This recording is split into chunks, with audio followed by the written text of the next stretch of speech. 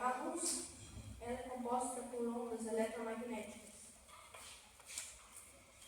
e ela influencia bastante na planta, positivamente. E o Wi-Fi também é composto por ondas eletromagnéticas. A única diferença é a frequência da onda. A luz ela é visível e o Wi-Fi digamos, a luz, só que invisível.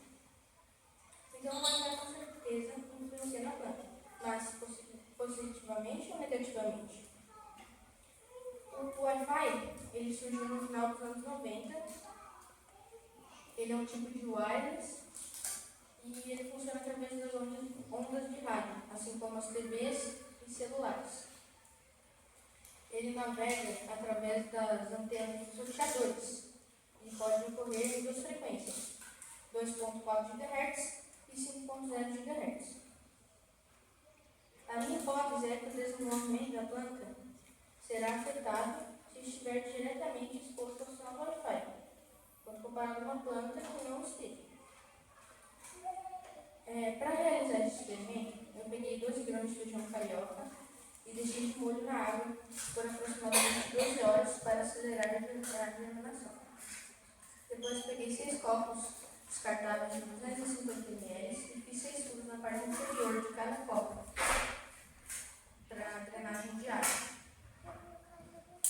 Neles eu coloquei 120 gramas de terra vegetal e fiz etiquetas para melhor identificação para os dois ambientes diferentes. O ambiente perto do roteador, que eu identifiquei como perto, então ficou perto A, perto B, perto C, e o ambiente longe do roteador, que eu identifiquei como longe. Eu estou longe A, longe B e longe C. Após os identificados 12 horas submersos na água, eu fiz um buraco na terra em cada copo de 2 centímetros e plantei 2 grãos de feijão em cada buraco. E fiz a primeira regra, com 30 ml de água. Depois, aí eu dividi os 6 copos, como eu falei, nos dois ambientes diferentes. Perto do roteador, cerca de 2 metros de distância, e o longe do roteador, cerca de 30 metros de distância. Todos na mesma condição para não ter mais variáveis. Depois só me restou medir o tamanho com a régua todos os dias, fazer a anotação e registrar fotos. No último dia, o 15º, eu realizei, eu selecionei a melhor planta de cada ambiente e além de ter medido o tamanho, realizado a pesagem,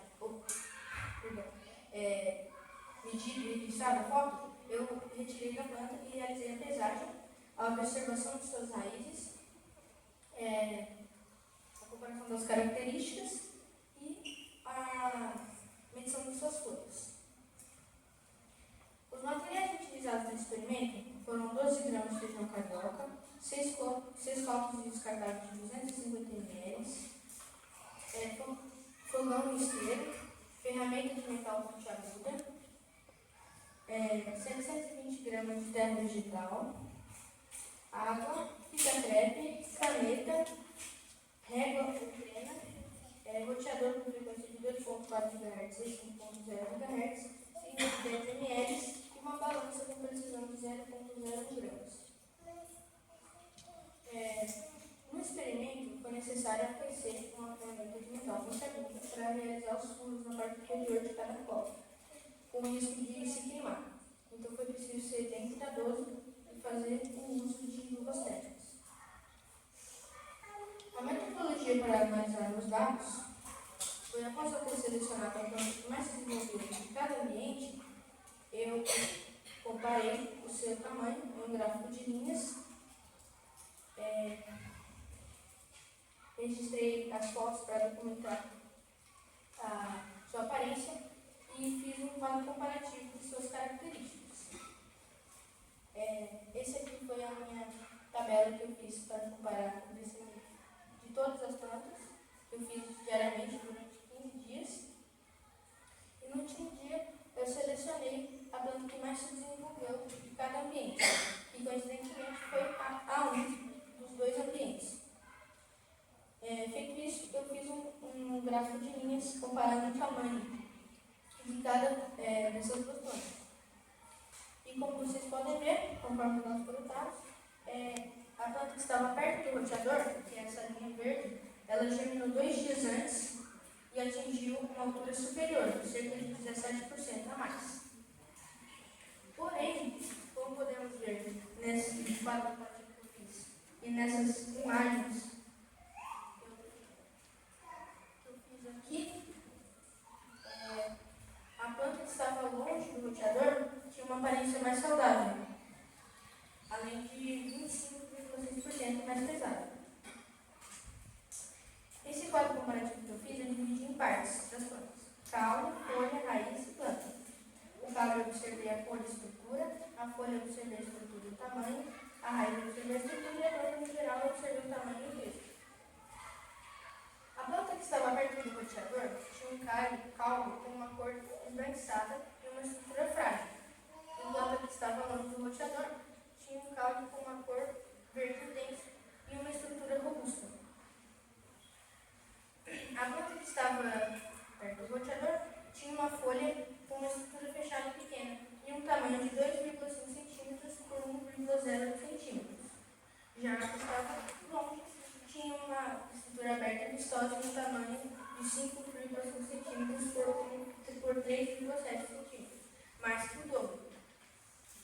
A estrutura da raiz da planta que estava perto era pouco ramificada e a que estava longe era muito ramificada.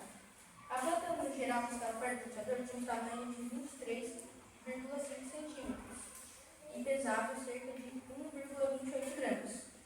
Já a que estava longe tinha um tamanho de 19,5 centímetros e pesava 1,72 gramas. Então, apesar da planta que estava perto ser maior, era mais leve.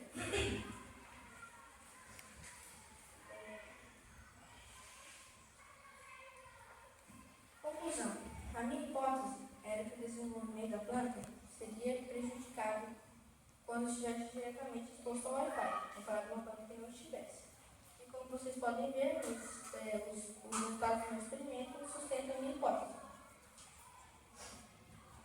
Apesar da amostra ter atingido uma altura 17% maior, é extremamente notável sua aparência doente, caule irregular, folhas minúsculas, raiz mal desenvolvida, além da redução de 25,6% de sua biomassa, indicando que houve estresse na planta. Com todos esses fatos, se você fosse uma planta, qual você gostaria de ser? Ou se você fosse uma planta, em qual ambiente você gostaria de viver? Um ambiente longe do roteador ou um ambiente perto do roteador?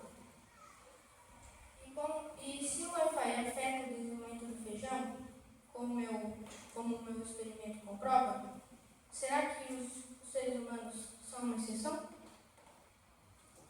Eu quero agradecer primeiramente a Deus por ter me ajudado a concluir esse experimento, aos meus pais por ter me ajudado, eu te vi por ter tirado a minha dúvida. É isso.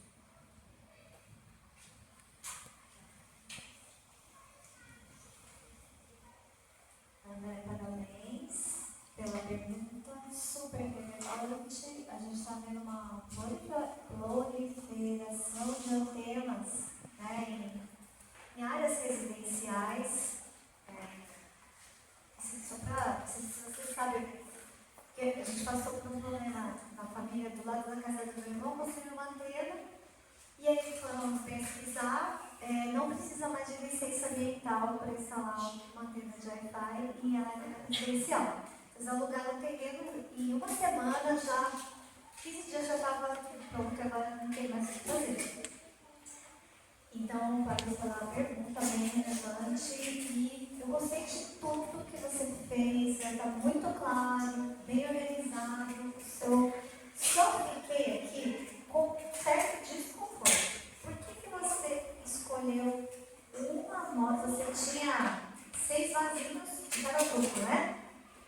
E cada vasinho tinha 2 sementes, certo? Por que você escolheu uma plantinha?